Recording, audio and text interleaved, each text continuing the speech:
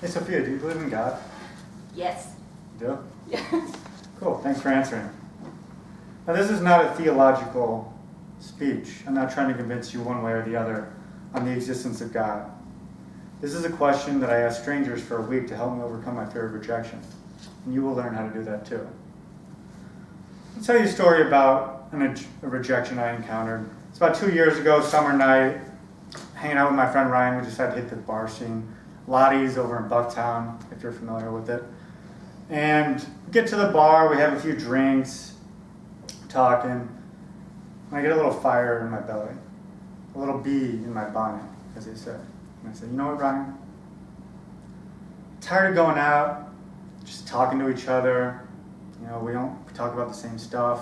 We don't meet new people. We should be out there. We should be meeting new people. We should try to talk to some women.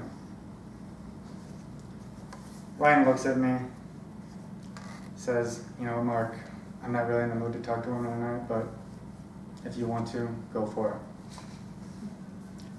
So there I am. It's 2 a.m, had a few drinks, I'm half asleep, and I'm about to go talk to a woman. You might be thinking, what could possibly go wrong? So I see this woman that I'm going to talk to from across the bar, and she's pretty, she's got brown hair. It's like, okay, I'm going to talk to her. So I like psych myself up a little bit, you know. Come on, Mark, you got this. Come on, let's go. Get your head in the game. Come on. And start making my way over to her. Get within about 5 or 6 feet of her. She sees me coming, knows exactly what I'm doing, and just shakes her head no. At that moment, I did what any good gentleman would do. I took an immediate left turn, and I left.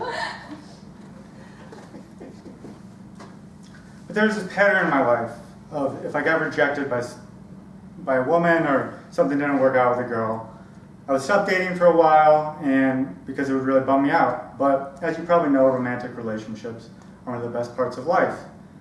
And life is short, so how do I overcome my fear of rejection? Then I ran across this TED Talk by this guy named James, Sophia's heard of him. And he introduced me to an idea called rejection therapy. And I went online and I downloaded these. You get about 50 cards when you download them, and it gives you little challenges for the day of situations you can put yourself in to get rejected. So there's ask for a discount at a store about something that's not on sale, or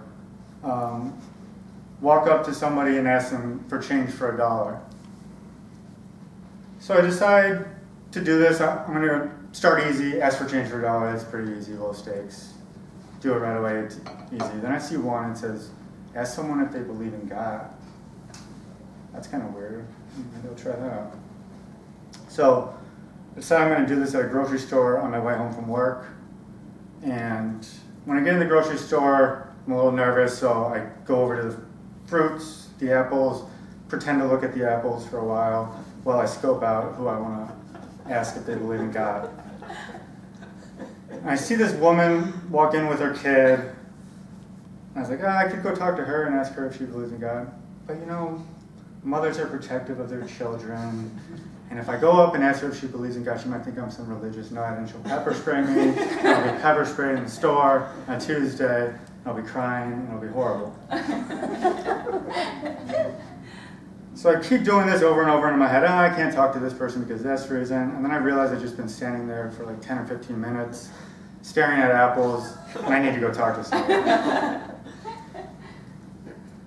So I see this woman standing over by the salad, and I was like, okay, I'll go talk to her. There's no one around her, so no one else can hear. And I walk up to her, and I said, excuse me, can I ask you a question? She said, sure. I said, do you believe in God? She said, not in the traditional sense, but I'm a spiritual person, and I believe in a higher power. And I said, oh, cool. And she said, why do you ask? I said, oh, well, you know, I'm trying to figure it out for myself, and I'm just trying to ask different people their perspective on things. She said, oh, okay. I said, thanks for answering. And then I took an immediate left turn and I left.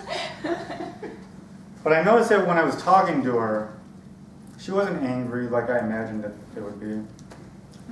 She would be. She was just curious and kind of amused by my question. So I keep doing this throughout the week. I ask one person a day if they believe in God. I'm getting better at it, less anxiety around it. And I noticed that it's helping me in my life, in my dating life. Because when I was less afraid of rejection, I got rejected a lot less. Don't get me wrong, I still got rejected from time to time. But a lot less, and when I did, it stung less. And you might be thinking, this seems kind of weird. I don't want to walk up to people and ask them if they believe in God. Well, and maybe you're in a relationship, and you're like, I don't need to do this for my daily life. But fear of rejection can creep into all parts of our lives. Like, you might want to go for a new job, but you're afraid, oh, maybe I'm not smart enough for that job, and I won't get it. Or maybe you just want to tell a joke to your friends, and you're afraid they won't laugh.